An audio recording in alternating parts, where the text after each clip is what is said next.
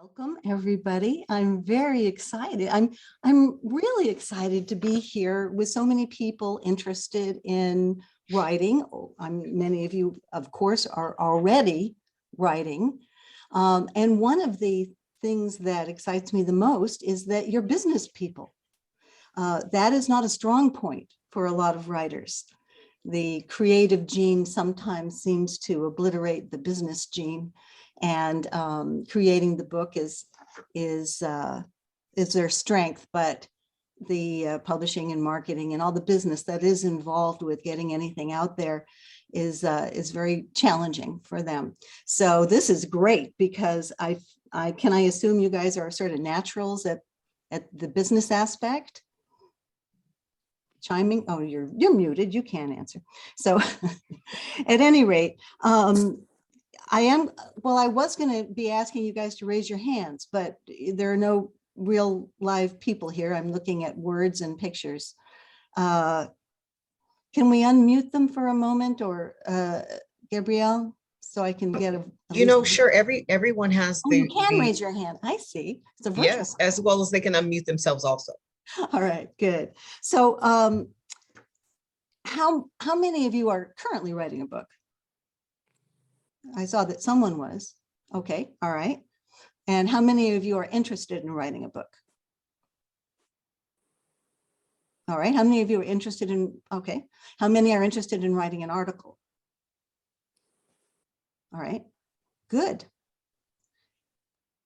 Did that go down to 2? 3, okay, excellent. I really think everyone should be interested in writing an article because you have a business. And I'll get into article writing later and all the tremendous benefits that it can create. And it also works well with writing a book. So let me ask you this. Give me that cute little hand if you think writing is hard. Okay. All right. And well, the main thing I want to say about that is time consuming. Yes. Yes, and that can be hard. And what I want to say is try not to think about writing as being hard, because I personally believe you think it's hard, it's going to be hard. You're going to get what you think it is because you'll create that reality. And who wants to do anything that's hard? So it really sort of melts away your motivation. But what it is challenging. It is challenging, and it's challenging because there's so much to learn, and you're doing it while you're spending your time and energy in your personal life, which you are allowed to have, and in your career. So you better find your topic interesting. Now, I personally believe that writing is just talking, only with a personality and a specific purpose. That's really all writing is. And I think we're all pretty good at talking. So when you think about it, boiled down to that simple thing, it doesn't sound quite as hard. If you feel deeply that your book or your article is going to help someone and help people, then being interested in your topic can slide into passion. And that's when it becomes exciting. And it fills you with energy instead of drains you. Well, one thing that got me through many, many deadlines was the wall plaque I saw somewhere, and I never forgot. Fear paralyzes, curiosity empowers. Be more interested than afraid. Isn't that great? I just love that. That really got me past that blank screen that we all start with. So it's a long process, writing anything, even an article. So it's like being on a very tall ladder. You have to just go up one rung at a time, and don't look down and don't look up at how much more you have to go, because you're just going to scare yourself to death. So it's really a wonderful practice of living in the now, of living in the moment. But it's really important that you have absolute clarity on why you want to write, whatever it is that you're writing, and what you think you're going to get out of it. So I'm going to assume you guys have some paper and pen in front of you, and I'd like you to write down, what do you expect to get out of your writing project? Are you doing it because you are looking for more prestige in your field? Are you doing it to build your career for fame? Are you doing it so you can launch a speaking career? How about reprints for your media package? That would mostly be an article. How about to help people? How about making money? We all like to make money. Okay, well, all those reasons are good. All those reasons are 100% fantastic, but it's really important to know what your reasons are, because it will sustain you through what is a challenging process. And by the way, I want to say that I strongly believe that writing for personal fulfillment is, or just for distribution to a small circle of friends or family, is completely and totally legitimate. There's absolutely nothing wrong with that. You don't have to do it for money, for wanting money. I love money, and money is great, but there are many reasons to write. So I think it's important to track your resistance. Think about this. Dig inside, look inside. What elements of resistance do you have about the writing that you want to do, that you are doing now, or that you are considering to do? Are you concerned with fear of failing, fear of rejection, fear of criticism? Is it the wrong timing? You'd like to do it, but oh my gosh, your life is just so busy right now. You just don't see how you can. And that's okay too, because you could be gathering information right now for some other time, because it's not always your season to do the kind of writing that you might be starting to explore. Sometimes your season is ahead, but this is all part of the preparation. And then there's procrastination. Anyone here good at procrastinating? It's an interesting skill, procrastinating, very important, especially as businesswomen. So we just have to become experts on procrastination without judgment. So the idea is that, again, track your resistance. Why are you procrastinating? At the moment, is it not engaging your interest? Are there other demands on your life? Because you are entitled to have a life, sometimes your writing project gets shoved to the back, and it has to stay there for a little bit because of something that is emerging, or a crisis, or perhaps travel, or other business deadlines. The hard part is letting yourself off the hook, because we tend to think that no matter what is going on for us, we should get it all done. We should do it all and all at once. And I beg you to be kinder to yourself than that, because it's a lot easier to quit your dream of writing whatever it is you want to write if you're criticizing yourself. So really relax, go with the flow, be realistic, look at your life and the demands in your life, and be kind to yourself. And then it's not loaded with any kind of a self-judgment. I know that's hard. All right, let's talk about the basics. This is the basic, but I find them really necessary. Always put your name and contact information on each page immediately with a header or a footer. Okay, I can't tell you how many pieces of writing are on the internet and are out there in the world with no byline and no, way to know whose it is. In my writing support group that I lead, I find that's constant, that people are feeling, well, this is for my own use, so I don't need to put my identification on it. No, you do. This is how sometimes you see quotes out in the world and it says, writer unknown, anonymous. So really, immediately, first thing, get that header and footer and put your name and contact information. If not your phone number, then your email on there. Don't get stuck on formatting whatever you're writing, because it's going to be redone wherever it lands for publishing. So that said, always have your draft in double space or 1.5 space, because you're going to want to make notes. And just no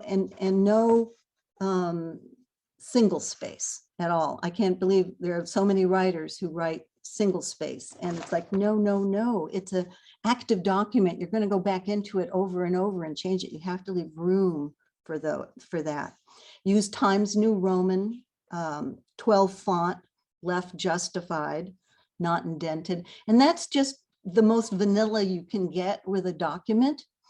Because if you waste your time trying to format it, it's just going to have to be redone. It takes more time on the formatting end from the publishing end to deal with. So don't get stuck on that. Don't judge your process. Okay, give me that little hand if you like to write on a pad of paper. If your first draft's on a pad of paper, okay?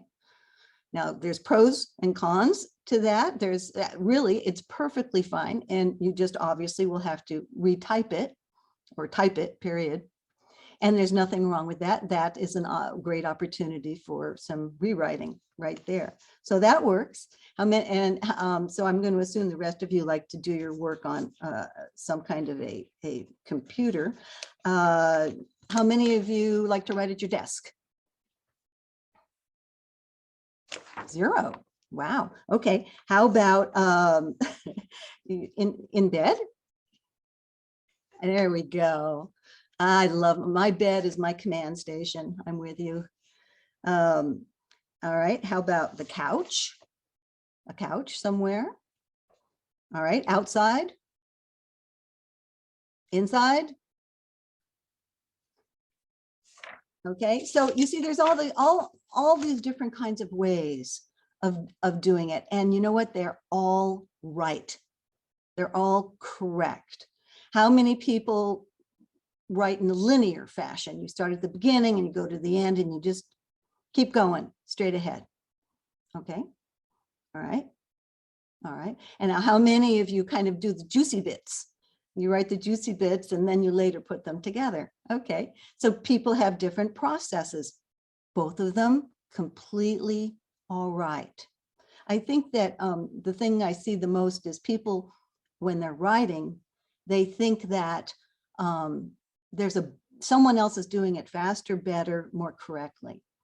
And that's a myth. That is not true. Whatever the process is that works for you, that's the one that's best. So who likes to write in the morning? Okay. How about the afternoon?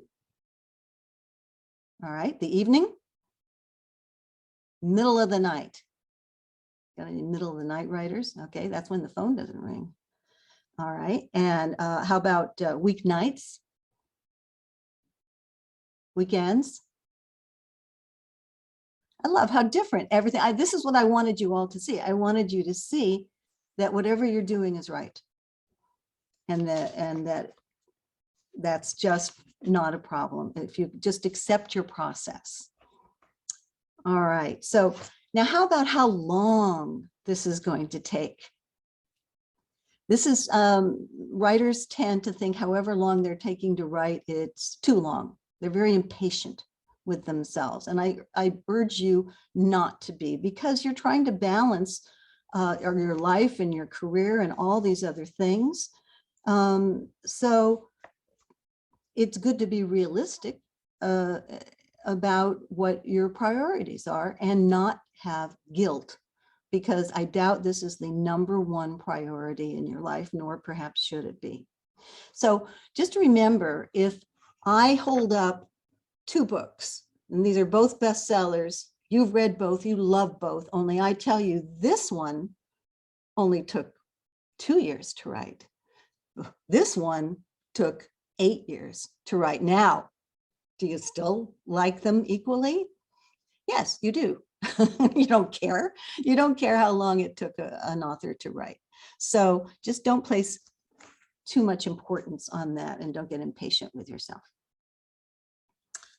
All right. I like to say embrace outlining as your friend. So who here outlines? Okay. All right. And who loves outlining? All right. Who hates outlining? All right. Okay. Thank you for being honest, Kay. I appreciate that. Let's redefine it. We're not in school.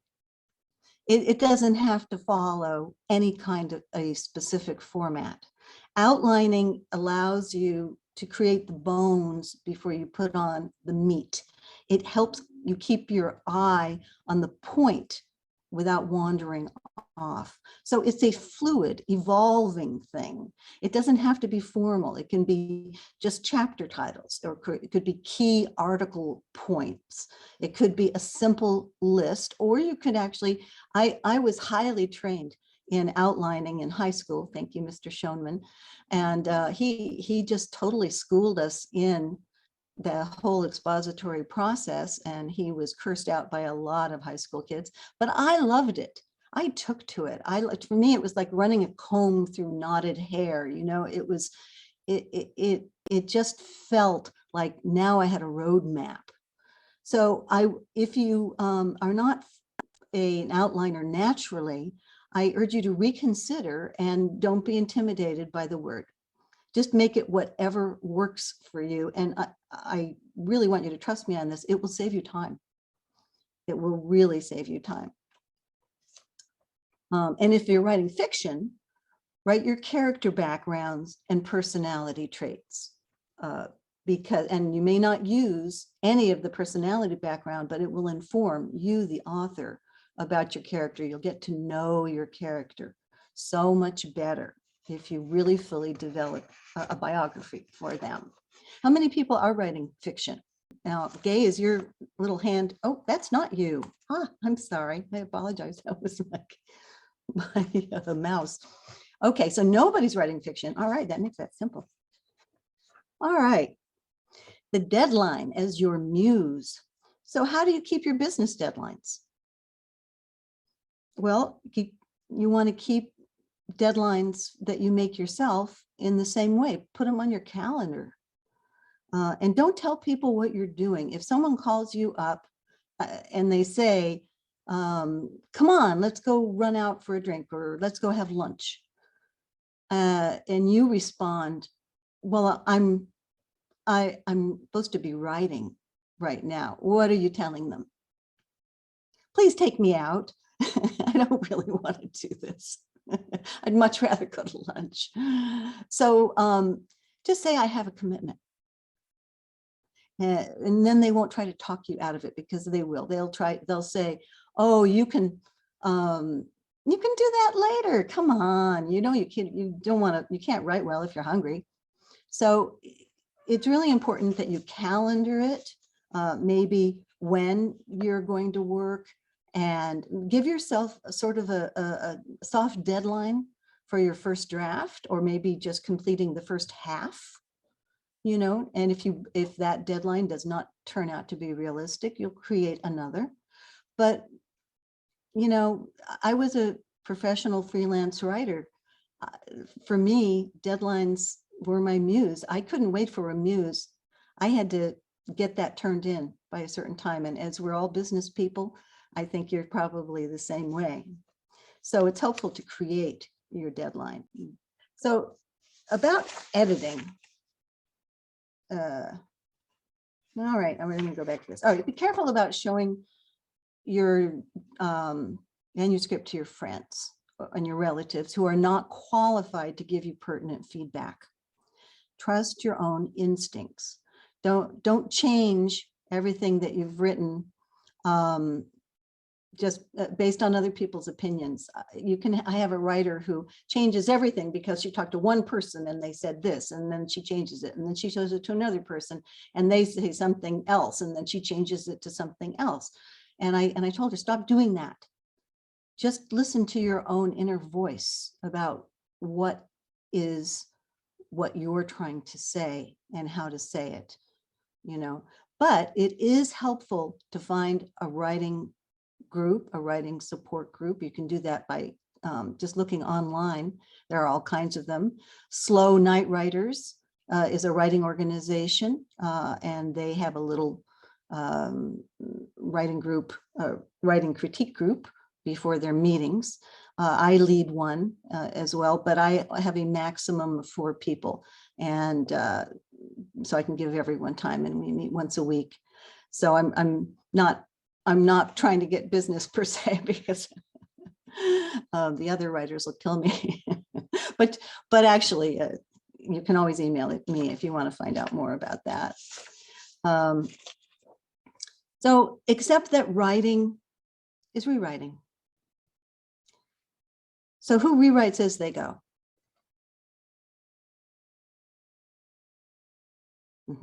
Okay.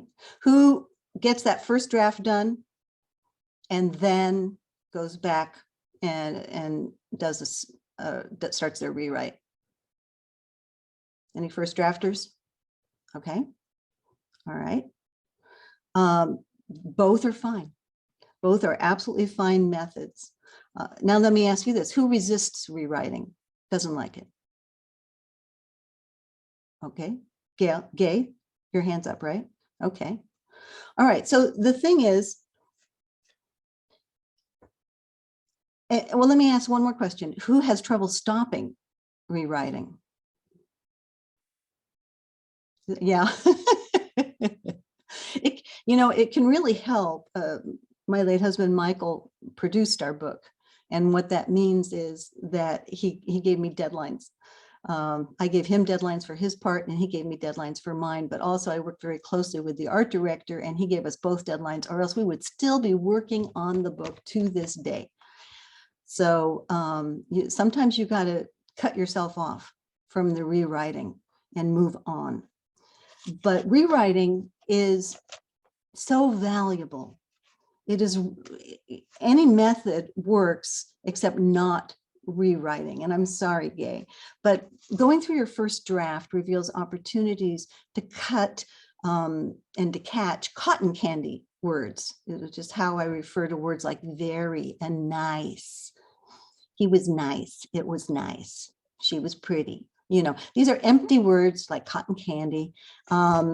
To look for cliches or easy words that just helps you get your blank page filled, which is, there's nothing wrong with that. But then you got to go back and see where you can dig deeper for more interesting words, for words that communicate what you want to say with in a more expressive way, more specific, more engaging, more eloquent.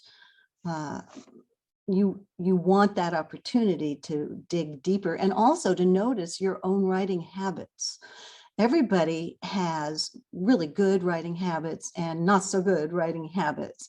So for instance, one of the writers in my group could eventually see, as it was pointed out, that she would tell you what she was going to tell you, and then she'd tell you, and then she'd tell you what she told you, which is the classic for giving a speech, but not good in a book. Not good in a book. So that was essentially a habit of redundancy. And we broke her of it because now she notices it. Let's see, one lady I work with, she never gives the payoff for any story. She tells a story and then wanders off to something else, and there's no payoff. So I see that, look for what your habits are, what habits work for you, what habits are not working for you. I want to give you an example of how much more impactful it can be to go back and look over your draft and look for ways you can dig deeper. So for instance, this one lady was telling a story about how her husband, who was an alcoholic and on drugs. He had a back injury, and now he had prescription drugs. So he would just, he'd take it, just looking right at her like, ha ha, I'm on, this was prescribed. And I said, can you get more specific with the word prescription? Okay, so now it becomes, as he takes his oxy, as he takes his Vicodin, and you see, isn't that a little more impactful than just saying a prescription? So there's all kinds of ways where you can enhance your second draft. So Gay, I hope I've won you over to that. Okay, eventually seek an editor or regret it. An editor can fulfill many functions, all to improve your work. They tighten, they look for logic holes, word rhythms, consistency, style, effectiveness, tone, eliminate cliches. They look to the user friendliness of the text. So when I say user friendliness, how many of you feel you know what I mean by that? Okay, for those of you who don't, is if you've ever opened up a book that you're considering reading and there are no paragraph breaks to speak of, and it just looks like a solid block of print on the page, that is not user friendly. We, especially these days, live in an age of texting, so and sound bites. So we're very resistant to visual clumps of type. So it's much more engaging to have lots of paragraph breaks. That's the kind of thing I mean with user friendly. It's also, you could stick a 6-syllable word in that nobody knows what this word means. And we're very impressed that you know it, but is that user friendly? That kind of thing. Fact check, editors fact check, they correct grammar and spelling. So when I edit books, I edit on Word and track changes under the review tab, or in the iCloud. By hand, editing takes longer and it is pricier.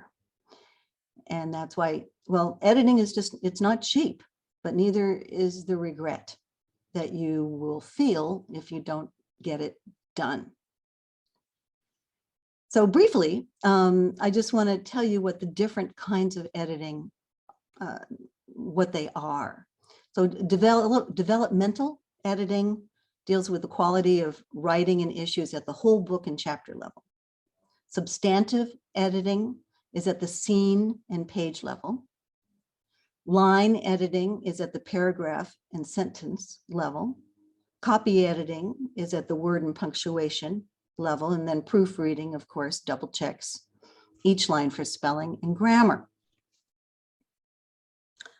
So if you end up going to a hybrid or vanity press, which we'll talk about a little bit later, you're going to want to hire your own professional editor. A paid publisher, a vanity publisher, or a hybrid may not care the way that you do, because you are the MIP. That is an acronym I invented. It stands for Most Interested Party. You are the most interested party. So there are times when you need to take control over certain aspects, and that's one of them. If you go with a publisher who does not have a criteria for an editor, who says, oh, you can hire us to edit, they have to be able to accept your editor, and they should ask to see your editor's resume. If they don't care about that, at the very least, you should, because your manuscript will be greatly improved and it will be worth the money. All right, let's talk a little bit about publishing versus self-publishing. I'm not going to talk a lot about that, because May 26th is the next workshop, and that's what it's going to be on: publishing versus self-publishing, pros, cons, realities. Gabrielle, you like that? I gave myself a plug here. So I actually did like that. good.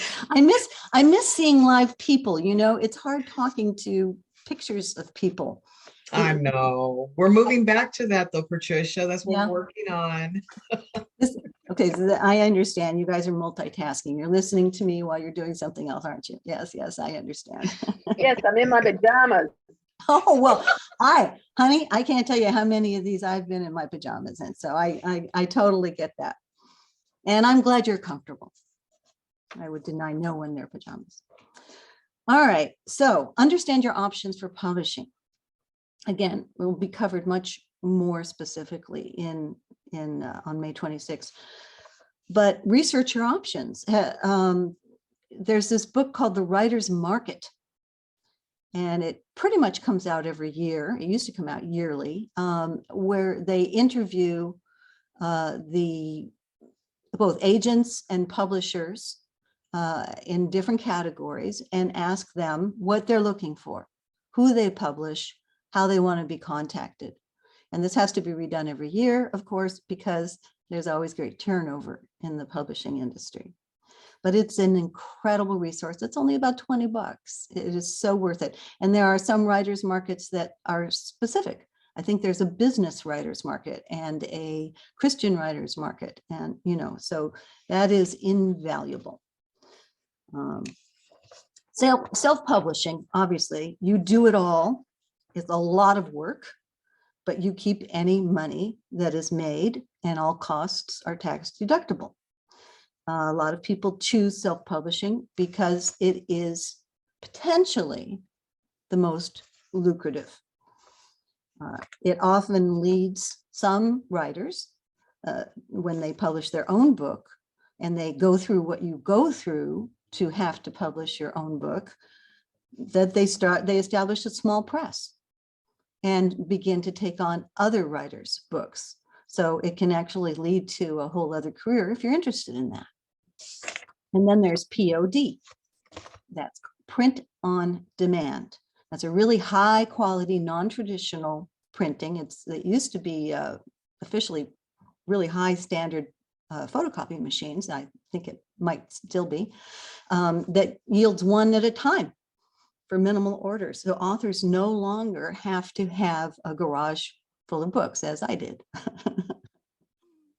But you can, you know, print a whole bunch of, print like 10, you know, and sell them and then print 10 more, you know, or print as the orders come in. So that can be great. It's best for black and white books. There can be color on the cover. Children's books are good with POD because the colors are a little brighter than regular printing.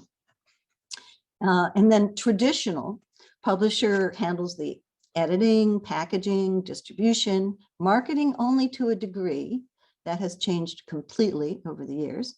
And the author makes 5 to 20% in royalties on print books, 5 to 8% on paperbacks, 10 to 15% on hardbacks, usually 20 to 25% on ebooks. You notice they're the more lucrative, although that can be less, and 10 to 25% on audiobooks. Now, Vanity Press, but I will say this about traditional publishers, it's not what it used to be at all. They're mainly looking for people who have an incredible presence, who come with their own followers, who have an extremely active website and lots of social marketing, and have all, you know, that are that they walk through the door with readers. So that's why self-publishing really started to come about, so people could break that catch-22. They also, I had an author who I was actually able to place with a traditional publisher, and they booked him a book tour. They supplied him someone who booked that tour, but he had to book and pay for his own hotels along the tour. So you know, that's the kind of thing that has changed. All right, vanity press, subsidy press, as I talked about a little bit before, that's negotiable, but you pay them and they'll accept anything. They'll accept any manuscript. Now,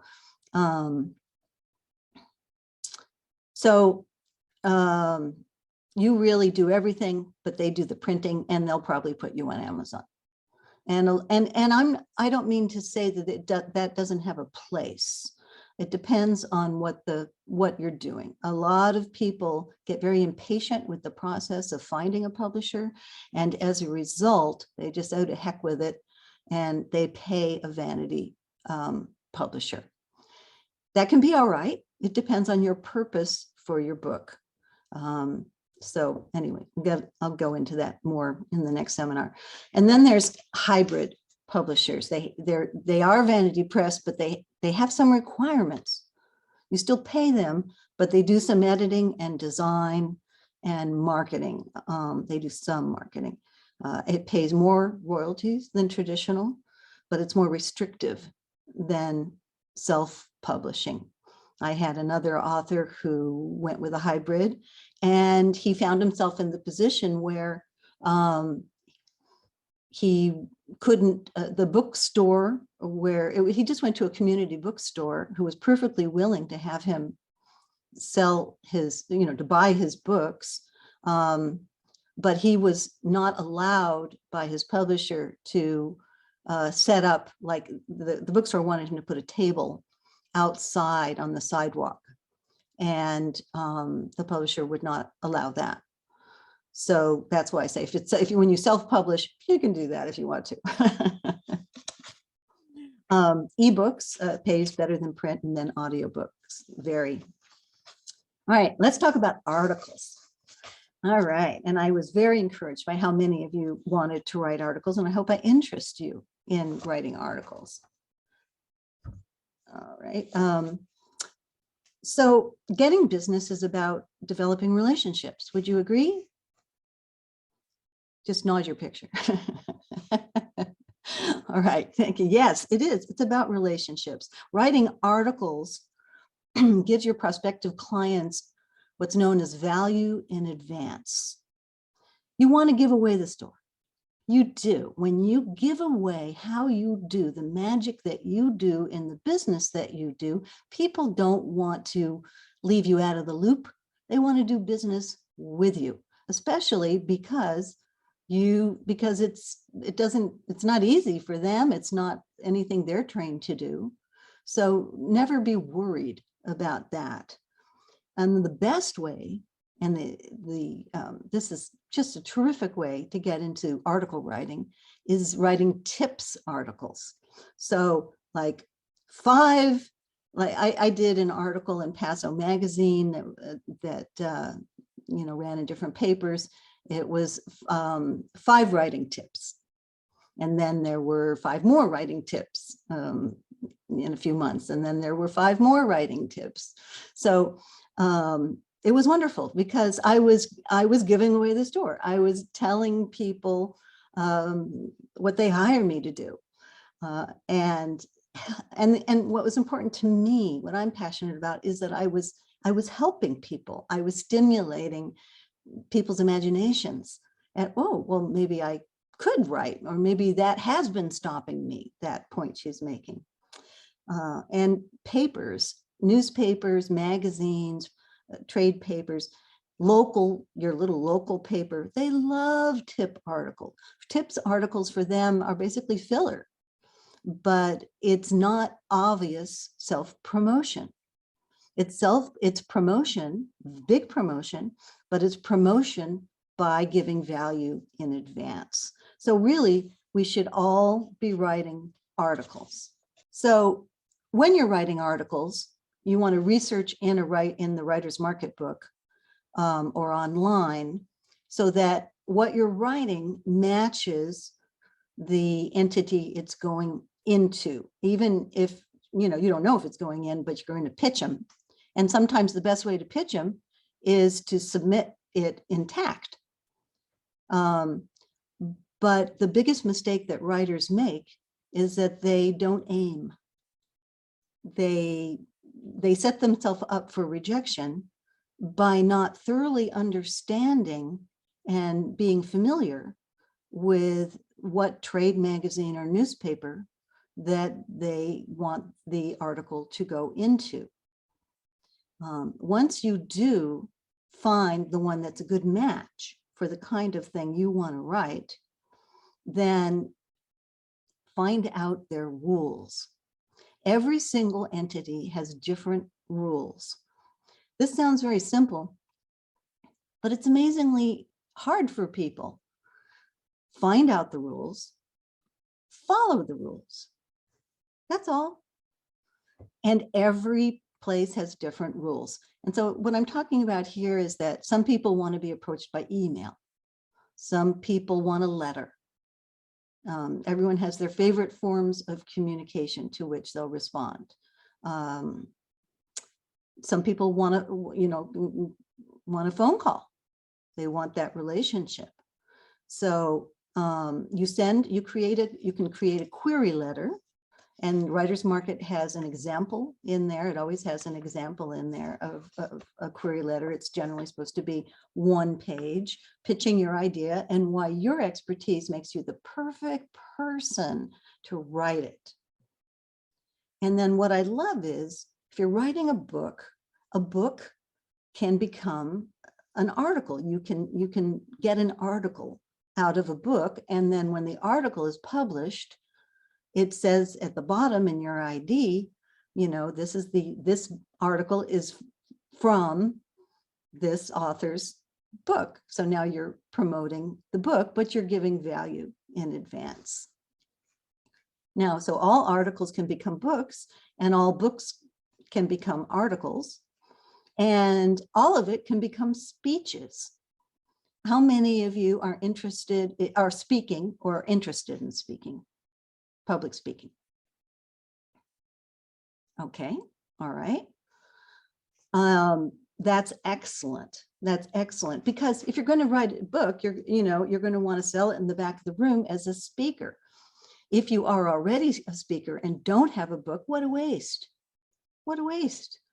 You could be selling books in the back of the room. So going back to articles, when you do get an article published, you photocopy all articles with your byline. Whatever it's printed on will change color over the years. So photocopy it. These are called clips, and they become an invaluable part of your media package. And they really, really help with marketing your business. Sometimes you want to photocopy your article without a date, because the information is still valuable, and you don't want it to say, oh, well, this is 5 years old, so sometimes the date is not your friend. All right, we're on to marketing. All right, again, I'm going to go into marketing a little bit more, a whole bunch more, on June 16th, when we do our marketing workshop, right, Gabrielle? Marketing, live it, love it. No, let's see. Do it, love it, or die. That's right. Right. So in this day and age, how you publish doesn't matter. You have to market to match your own expectations. And remember, I said at the beginning, what expectations you bring to your writing project is really important. A lot of people are like, well, when Michael and I wrote the Book of Comforts, he's like, we're going to get on Oprah. I just know it. Well, I really tried to get us. I really tried to do that, but it requires prioritizing your life around it. I've seen writers who are very driven, and they make that kind of thing happen. And God bless you if that's you. I don't feel like I missed the boat because I could not make that my priority. My priority was my family, my loved ones, and enjoying my work. I just did not have the ambition. And Michael thought it would be like magic, my beloved Michael, but he had ADHD. And so everything was like, let's do this. So at any rate, be clear about your expectations. Marketing will play a big part, and that's not as hard for you guys, right? Because you're business people. So you either do it or you hire people to do it. But either way, you're still going to be involved. If you don't want to market, that's okay. That just means a smaller circle of people will receive your work. And if you're okay with that, there's nothing wrong with that. I will say that my book, The Book of Comforts, which was written in 2006, is still selling. So that's good. That's good. It's, you know, you want to try to make your work evergreen as much as you can. All right. So what you want to do in marketing your book is you want to develop what's called an elevator pitch. If you were riding up in an elevator with someone who could promote your book, and you had 15 floors to pitch, what could you say that would really get their interest? And it's not going to be more than 1 to 2 to 3 sentences that you are very comfortable saying. So it needs to really hit on the value that it brings. So you want to develop your elevator pitch, something that people work on throughout, you know, for a long time to get really comfortable with what they're going to say. So it just is natural. Distributor, people forget about their distributor. There's publishing and there's marketing, but there's also distributing the book, and that gets lost in the equation. Oftentimes, if you're self-publishing, you have to find that distributor. My book is a self-help book. So New Leaf, I approached New Leaf, which I found out about at a UCLA book fair. And from the people in the booth next door. And that's where these book fairs can be helpful, because you learn from your peers. And they led me to New Leaf, which is my distributor, who only distributes self-help. And I learned that distributors will often, with a new book, there'll be one-time opportunities to develop a flyer that promotes your book, and you pay a little bit, and then they put it in with all of their shipments of other people's books to promote your book. So that's a wonderful opportunity. All right, niche marketing. You go where your market is. If your book appeals to a specific market, that is the best. You can place an ad, great place to pitch an article, plus speeches. And then there's, you know, on Zoom or in person. Your website. Now, let's see hands for how many of you have websites. Everyone's scurrying for their buttons. I am only getting one hand. Does only one person here have a website?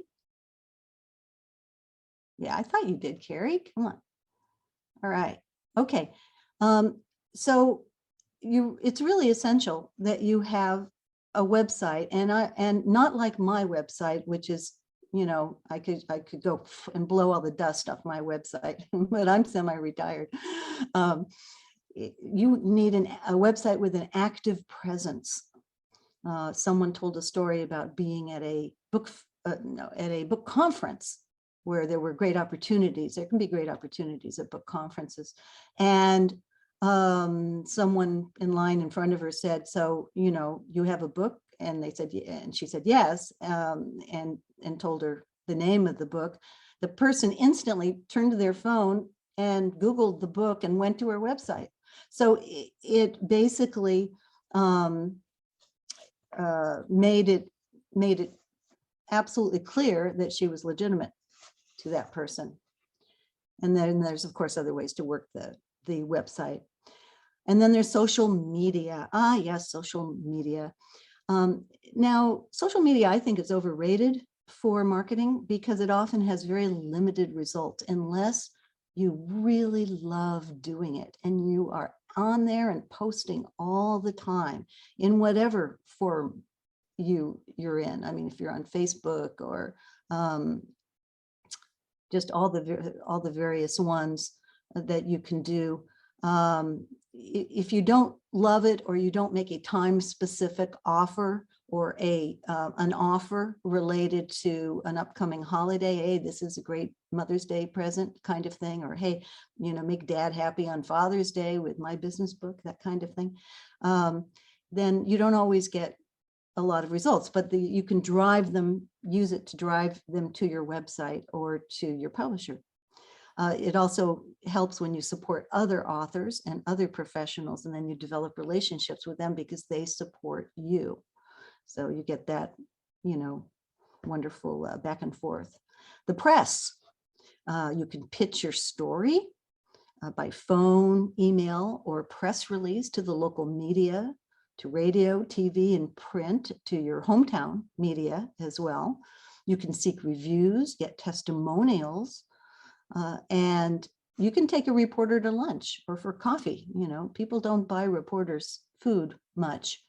So you'd be surprised if you can identify, if let's say it's a business book and there's a specific reporter at a newspaper who is covering that, you can call them up and say, hey, I'd love to take you to coffee.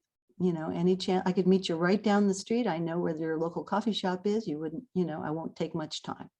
And I'd love to buy you coffee, that kind of thing. That can work. You can develop relationships with the media. But the most important thing is you want to build a media package with all those clips. Write articles or submit excerpts. You can research consumer and trade magazines in Writer's Market and send that query letter. Your community, many independent bookstores, and even Barnes & Noble support local authors as long as you have a legitimate distributor. Book signings. You can, when you do get a book published, you'll end up doing a lot of book signings. And I have very specific recommendations. Make sure you have shills. You really need shills. There's nothing worse than being an author with a book and, you don't want to interrupt people. They're walking by. Hey, look at me. Would you like to come over here? And no one's approaching you. It's just, it makes the day very long. So you want to really get all your friends and relatives coming out at different times, not at the same time. So you have a stream of people, because that is what attracts other people to your book signings. And sometimes, you can bring pets, have a candy bowl on your table, have giveaways, that kind of, and sometimes interesting things come out of book signings, like at fairs and festivals and events. I once did I had a table in Templeton at like Templeton Old Days kind of thing. And I think I only sold 2 or 3 books, and I was there all day. I made friends with the people in the booths on the other side of me, and that was really nice. And we all traded things back and forth. That part was very pleasant. And I thought, I don't want to do these anymore. I only sold 3 books. It's not worth my time. Well, one of those books, a mother gave her daughter, and that daughter happened to work for the county of San Luis Obispo with the foster program. And the daughter ended up calling me up and hired me to do a workshop and a talk. And because I know that they have different budgets for materials, I asked if they had a materials budget, and she said yes. And I said, well, are you have any interest in buying my book in advance for every member in the workshop? And they said yes. So that one book sold turned out to be a wonderful connection. You honestly never know. You just need to go with an open, good heart and have a good day as best you can. Have fun. And at these festivals and events, you can rent a table, or even better, share one with someone else, and get stickers to put on your book that says autographed copy, because that, I believe, increases its value. Chamber of Commerce. Oh boy, love the Chamber of Commerce. How many of you are members? Now don't fall asleep. Come on.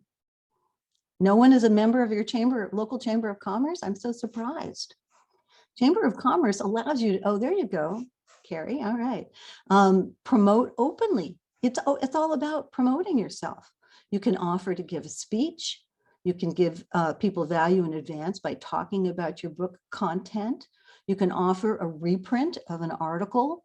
Sometimes at the very beginning, they have you stand up and do a little, like 3-minute intro of yourself and your business. And in that intro, you can say, I just published an article on such and such, on here's 5 tips on how to do this or that, or, if you're interested in a copy, come see me afterwards. And then all your prospects melt out of the crowd and come to you. It's wonderful. And that's another way that articles really help. Join writers associations, learn from your peers' experiences. Enter professional award competitions. This is really urgent in the first year you have a book out. These kinds of things go away after the first year. So you do the research. Any award that you get from any entity makes you an award-winning author for life, and really offers a whole renewed opportunity to publicize. So oftentimes new authors just let that go completely. I recently edited a book for a lady named Jan Lynch, and I had gotten an email from a New York book contest, and I checked them out, made sure they were legit. And then they had lots of different categories. So I said to her, why don't you, I really recommend you submit your book. And there's always a little fee. She submitted, she won in her category. And now she's an award-winning author. It's marvelous. And donating your book is great. Gift basket to charity auctions or contest prizes. Donate to any place that's appropriate. And oddly, it's not always easy. I tried to donate to Twin Cities Hospital, and they wouldn't take the book. I don't know. They were afraid of what everyone is afraid of is that they're going to get sued for something. That's the big fear.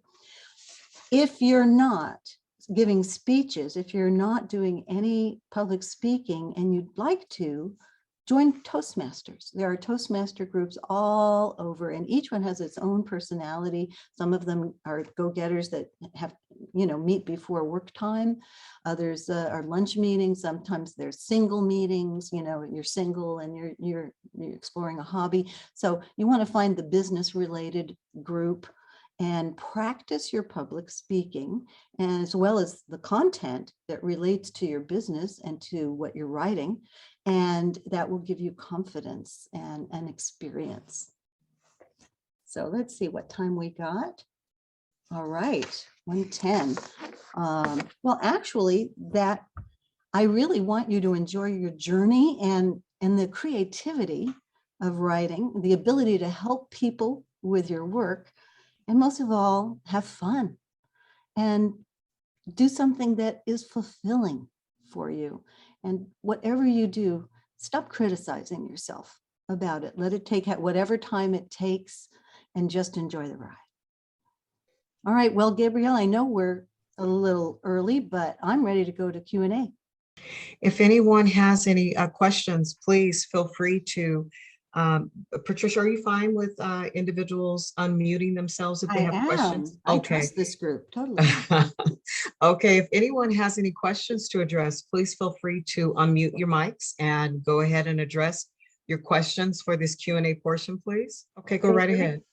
Oh, so what holds me back, I like writing, but I think when I edit, it's decent, but it's not, I wouldn't say it's super professional. And what holds me back is getting someone to copy edit, say my articles or blog posts. I did have done a book. It was a cute little book, but it was quite expensive. And so I think that's what holds me back, is finding someone to do the editing for me. Well, there are professional organizations that will advertise for, that if you could contact slow night writers and see if they would, they have a newsletter emailed newsletter that goes out where they do put opportunities, and you could seek an editor there. I do some editing, but I pick and choose. I don't, as I said, I'm semi-retired. But as far as finding an editor, you kind of just have to find one online. They are findable out there, unless you know a professional editor or someone who has enough expertise to really be qualified to edit for you. You could. I just find it expensive. Say for articles, for a book, I can see the investment, but for articles, it just seems to be expensive. What do you know? What can you tell me what they charge you? 4 cents a word, I think, was one I got, I see. and I don't remember what. I think another one came back $25, and it was like a page. So, yeah. Yeah, they have. There's all kinds of different ways to do it. When I quote for an editing job, the only way I've ever found that is fair to do it is for me to just edit about 5 pages or less, and then see how long it takes me, because everyone has different fonts and different writing levels. So one writer may have more, but could be more skilled and need less editing. Another writer could write less, but need a lot more time. So it is an expensive process. I admit it. But I just don't know what the alternative is, especially if you think that you need that. I could suggest to you that you consider taking a writing class, because your own skills could get tightened up. It sounds like that's what you were saying, that perhaps that would be helpful, because it's just like working a muscle. You start out, your muscle's not so hard or big, but the more you use it, the more opportunity it gets, the better it gets. And I also, a writing support group could save you a lot of time too, because in a writing support group, they should be saying, I know we say, this worked because, and this didn't work because, and as a result, people's skill goes up. It's not run like a class, but it is, you do learn. But when you're editing your own work, don't you tend to overlook things? Oh, sure. That's why I say, not only do you need to rewrite, but you need to get someone to do an editing process. You do. Yes. Okay. I'll look at, other options. Thank you. You're welcome. Okay, are there any other questions from anyone? Come on. I know you got questions. All right. So Patricia, I really appreciated the time you put into this.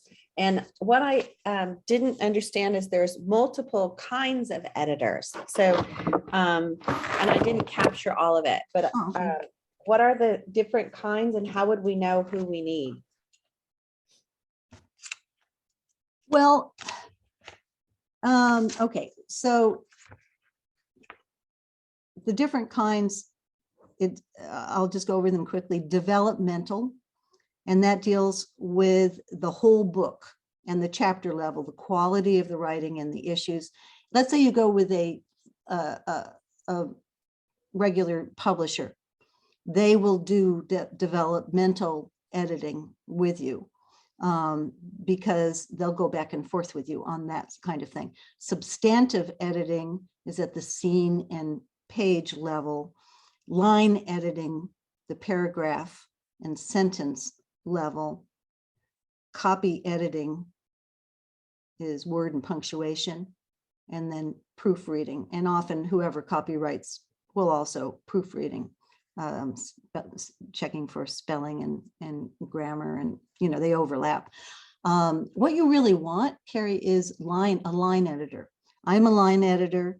I don't know how to just do one kind of editing. So I edit it all. I mean, I edit So that's what you want to look for, is a line editor, because a good line editor will just literally read every line, but also keep their eye on plot holes and logic holes, clarity, maybe redundancy, cliches, that kind of thing. They'll just do everything. They'll say, well, you know, I really think chapter 4 needs to be chapter 2 because of the logic flow. So you want to do a line editor. Thank you. I'm so bummed I missed everything after you started talking about the pricing of editing. My phone died. But it's being recorded and we can re-listen to this, I assume. Yes, absolutely. I was going to most certainly mention that at the end of the Q&A portion. But yes, no Oh. worries, Teresa. You most certainly will receive a link to the recording. Thank you. I have You're a very question. welcome. It's okay. Sure. So I believe I've obtained an editor for my book. Congratulations. Thank you. I am curious if, what am I trying to say? The best place for me to find an agent, I assume, is by researching the options in that writer's market book that you mentioned. Yes, and there might be a writer's market published book that is specifically about agents. It seems to me the agents and the publishers are in one book, but that is always evolving. But yes, you'll find it online. You'll find whatever you need. Okay. Yes, and the thing is also, if you have any contacts, you know, sometimes the best way to an agent is to think of anyone you know who might know an agent. But another thing is, are you a member of any writing organizations? I'm not. My book is very specific. So I'd never even thought that I would write a book. I've always been a writer. But I lost my son 2 years ago. Oh, I'm sorry. And it was a very tragic experience for the community and myself. And so I started writing this book on how to help people go through this process, but it's done in a very, done in a completely different format than any book you've ever seen in this way. Mm-hmm. You know, when you have a son or a daughter or a child die, they basically just hand you the 10 steps of grief and pat you on the back and say sorry. And they don't really walk you through the process of what really happens. You know, the days, what happens when the casseroles stop coming. And so I have a very, what's the word I want to say? I have a voice. And I come from an experience, and a lot of people in the community can say that I've helped a lot by just trying to be a real strong presence. Have you researched other books on handling grief? I have. Okay, so one of the ways to do this is to work backwards, is to see who the publishers are of those books, especially if you find that a certain book has been handled in a way that you like. Look up that publisher and see who they're looking for. And you might also look in that book to see if there's an acknowledgement for that publisher's or for that author's agent, if they had an agent. And you can approach that way by, you know. That's a great idea. Because so far, I mean, if I have another book that people send me of the person's cathartic approach of how they went through grief, it's kind of the same message over and over again. And that's a very strong point for you for pitching. And that is that you come at it from a unique angle and don't cover it in the normal ways. Because they could say a publishing line that has already published a book on that, and they say, well, we've already published a book on that. And then you get to say, that's why I approached you, because my book is so very different from that book. Right. But you also want to research the numbers on that book, if you can, to find out how that book did for them. Because that could work for you or against you. Well, that book didn't sell. Well, that book did sell, you know. Where would I find that information? Some of it is, you can get that online. Okay. You'd just be surprised at what Professor Google supplies. Yeah. But the reason I mentioned joining, you know, with any other writing organization is that other writers give each other tips all the time.